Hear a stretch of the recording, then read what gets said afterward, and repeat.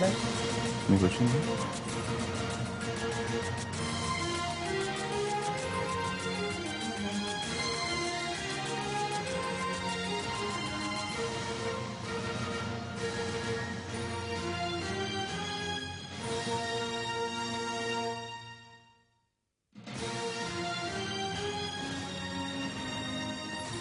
కర్ణాటకలో రాజకీయం ఇవాళ ఎలా ఉండబోతోంది? బలపరీక్షలో యడ్యూరప్ప నెగ్గుతారా? కాంగ్రెస్ జేడీఎస్ కూటమి చక్రం తిప్పుతుందా? ఎన్నికల ఫలితాల తర్వాత ఊహించని మలుపులు తిరుగుతోన్న కన్నడ రాజకీయానికి ఇవాల్టితో తెరపడనుంది. సుప్రీంకోర్టు ఆదేశాల మేరకు బల నిరూపణకు సిద్ధమయ్యారు యడ్యూరప్ప. ఉదయం 11 గంటలకు కర్ణాటక అసెంబ్లీ సమావేశం ప్రారంభమవుతుంది. మొదట ప్రొటెం స్పీకర్ కొత్తగా ఎన్నికైన ఎమ్మెల్యేలతో ప్రమాణ స్వీకారం చేయిస్తారు. తర్వాత సభ సాయంత్రం 4 గంటల వరకు వాయిదా పడుతుంది.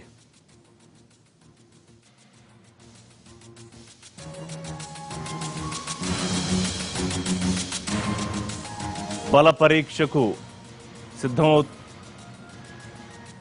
బీజేపీ బల పరీక్ష జరుగుతుంది. దాన్ని ఎలా నిర్వహించాలి, ఎమ్మెల్యేలతో చేతులు ఎత్తించాలా, ఓటింగ్ జరిపించాలా అన్నదానిపై ప్రోటెం స్పీకర్ నిర్ణయం తీసుకుంటారు.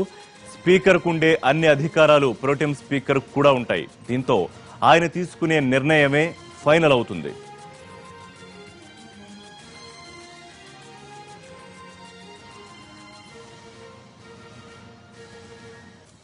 విశ్వాస పరీక్షకు సంబంధించిన విధి విధానాలను ప్రోటెం స్పీకర్ నిర్ణయిస్తారు. ఒకవేళ ఓటింగ్లో ఇరుపక్షాల బలము సమానమైతే తప్ప ప్రోటెం స్పీకర్ ఓటు హక్కు వినియోగించుకునే పరిస్థితి ఉండదు. సభలో ప్రస్తుతం బీజేపీకి 104, కాంగ్రెస్ కు 78, జేడీఎస్ కూటమికి 38 సభ్యుల బలం ఉంది. ప్రస్తుత బలాబలాలపై ఇరు పార్టీలు ధీమాగా ఉన్నాయి. తమదే విజయమని గట్టిగా చెబుతున్నాయి.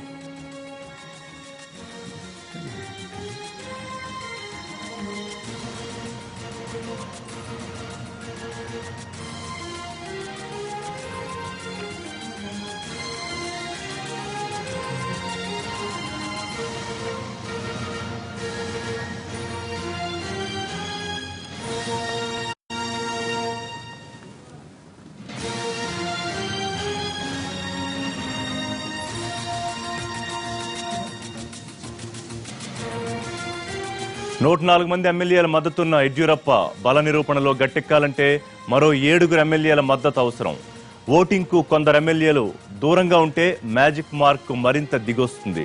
ఇక ఇతర పార్టీల ఎమ్మెల్యేలు బీజేపీకి మద్దతు గైర్హాజరయ్యే ఛాన్స్ కూడా ఉంది. అదే జరిగితే బీజేపీ ప్రభుత్వం ఏర్పడినా మద్దతు పలికిన ఎమ్మెల్యేలపై ఆయా ప్రతిపక్ష పార్టీలు కోర్టుకు వెళ్లే అవకాశాలుంటాయి. దీంతో సభలో ఏం జరుగుతుందన్నది టెన్షన్.